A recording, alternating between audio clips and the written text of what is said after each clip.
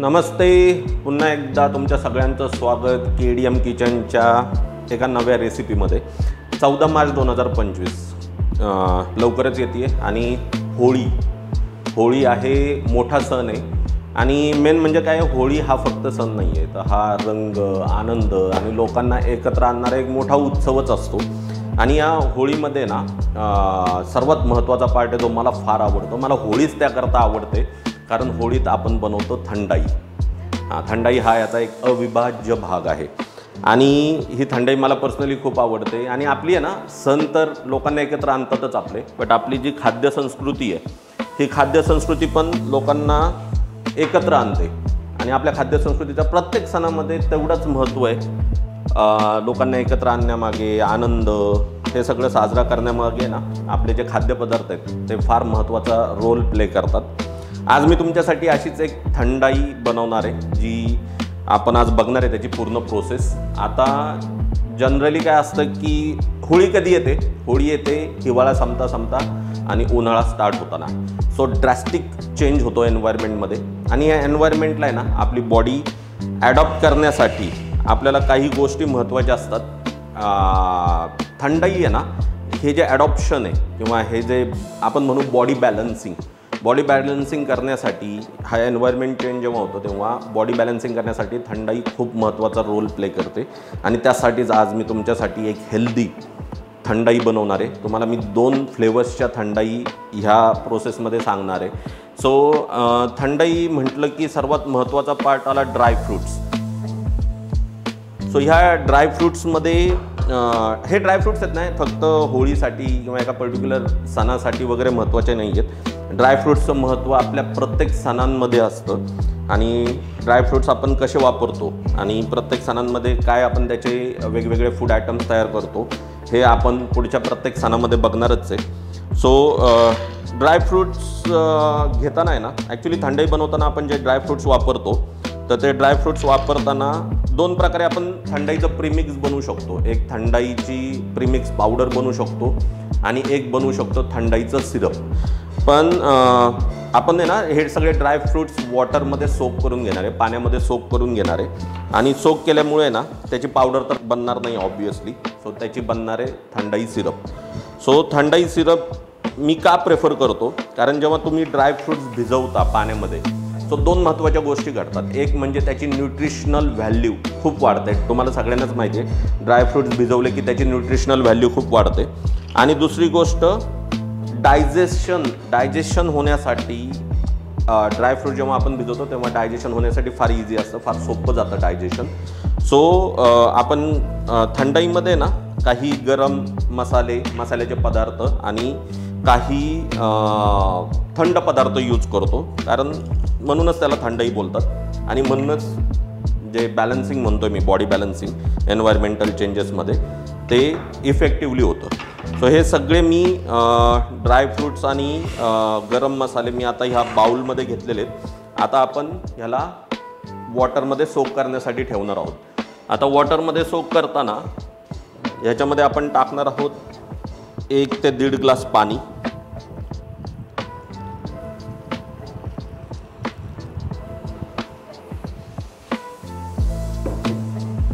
याला थोडं स्टर करून घेऊ। आता सोक झाल्यानंतर आहे ना त्याची न्यूट्रिशनल व्हॅल्यू वाढते, थंडाई आपली हेल्दी होणार आहे। सोक करण्यासाठी आपल्याला 5 ते 6 तास याला सोक करायचे। पण जर तुम्ही रात्री भिजवण्यासाठी ठेवणार असाल आणि सकाळी हे बनवणार असाल तर 4-5 तासापेक्षा जास्त होतील। सो माझं एक सजेशन आहे तुम्हाला, जर तुम्ही अशा ओव्हरनाईटसाठी हे जर सोक करणार असाल तर हे फ्रीजमध्ये ठेवा, म्हणजे हे खराब होणार नाही।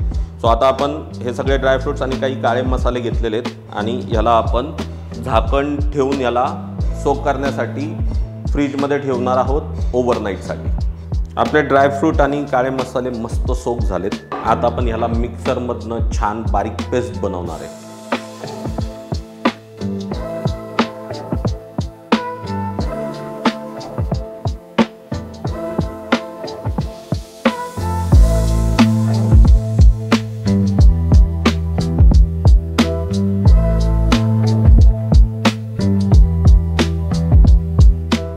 मस्त आपली एकदम भारीवाली आहे ना थंडाईची पेस्ट रेडी झाली आहे। अजूनही सिरप मी बनवलेलं नाही आहे, ही पेस्ट आहे थंडाईची. ही थंडाईची पेस्ट तुम्ही डायरेक्ट वापरू शकता इन्स्टंट थंडाई बनवण्यासाठी. काय करायचं, ही थोडी पेस्ट घ्या, दूध घ्या, थोडा बर्फ टाका आणि त्याच्यामध्ये स्वीटपणा येण्यासाठी तुम्ही साखर किंवा मध टाका, थोडं ग्राइंड करा, इन्स्टंट थंडाई रेडी. पण जर तुम्हाला स्टोअर करायची असेल तर आपल्याला सिरप बनवावं लागेल. सो जी मी पुढची प्रोसेस दाखवणार आहे तुम्हाला, तर ही पेस्ट वापरून मी आता बनवणार आहे थंडाईचं सिरप. चला बघूया पुढे. सिरप आपण याच्याकरता बनवतो कारण सिरप बनवलं ना की त्याची जी शेल्फ लाईफ आहे ती जास्त वाढते. तुम्ही ना हे सगळं फ्रीजमध्ये जर ठेवलं, हे जे मी सिरप करणार आहे, तर कमीत कमी 1 ते 1.5 महिना गॅरंटीड. 1 ते 1.5 महिना तुम्ही स्टोअर करू शकता. पाहिजे तेव्हा थंडाई बनवा, काही प्रॉब्लेम नाही. तर कढई मी गॅसवर ठेवली आहे. आता त्याच्यात टाकणार आहे मी 1 बाऊल साखर. त्याच्यात ॲड करतोय मी साधारणतः 2 ते 3 कप पाणी.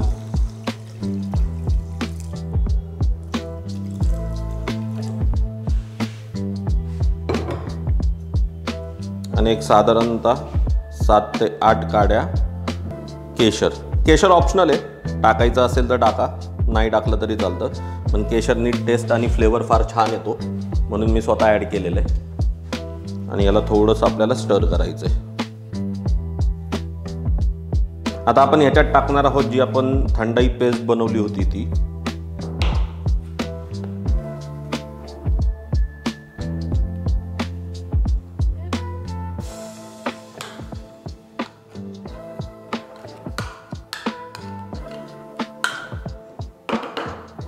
याला परत आपण चांगलं स्टर करून घेणार आहोत, मिक्स करून घेणार आहोत. आणि ही पेस्ट ह्या सिरपमध्ये आता आपण डिझॉल्व करणार आहोत. आता तुम्ही बघू शकता आपलं हे सिरप ऑलमोस्ट रेडी झालं आहे. ही अशी कन्सिस्टन्सी आली पाहिजे.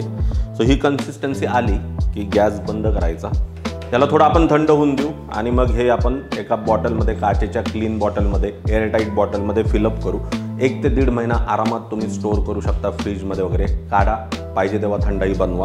आपलं थंडाई सिरप आपण छान थंड होऊन दिलं आहे आणि त्याच्यानंतर आपण एका क्लीन ग्लास बॉटलमध्ये भरलं आहे. आता याला आपण जेवढं एअरटाईट लीड असेल, तुमच्याकडे झाकण असेल तेवढं चांगलं, म्हणजे ह्याचं काय शेल्फ लाईफ वाढेल. असं मस्त याला क्लोज करून फ्रीजमध्ये ठेवून द्या. पाहिजे तेव्हा कधीही थंडाई बनवून खा. होळीच पाहिजे असं काही कंपल्शन नाही, कधीही बनवा.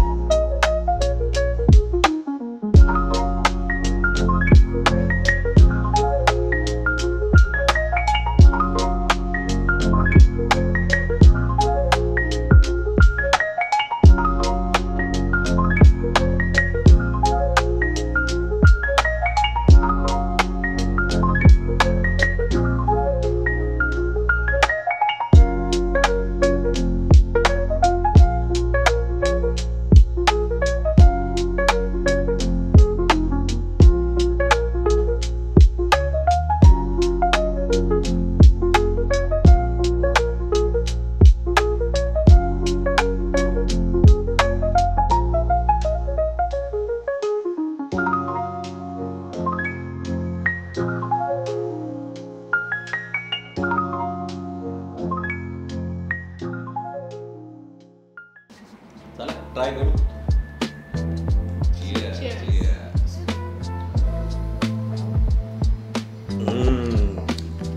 सुंदर. हा जर आमचा तुम्हाला व्हिडिओ आवडला असेल तर नक्की लाईक करा, शेअर पण करताल, चॅनलला सबस्क्राईब पण करताल. आणि जर तुम्ही ही रेसिपी घरी ट्राय केलीत आणि या रेसिपीने तुम्ही थंडाई बनवलीत या होळीला किंवा कधी, तर कमेंटमध्ये तुमचा एक्सपिरियन्स नक्की शेअर करा. आम्हाला खूप आवडेल तुमचा एक्सपिरियन्स ऐकायला. कशी झाली थंडाई तुम्ही बनवलेली हे मला नक्की सांगा. भेटूया अशाच पुढच्या भन्नाट रेसिपीबरोबर पुढच्या व्हिडिओमध्ये. तोपर्यंत धन्यवाद.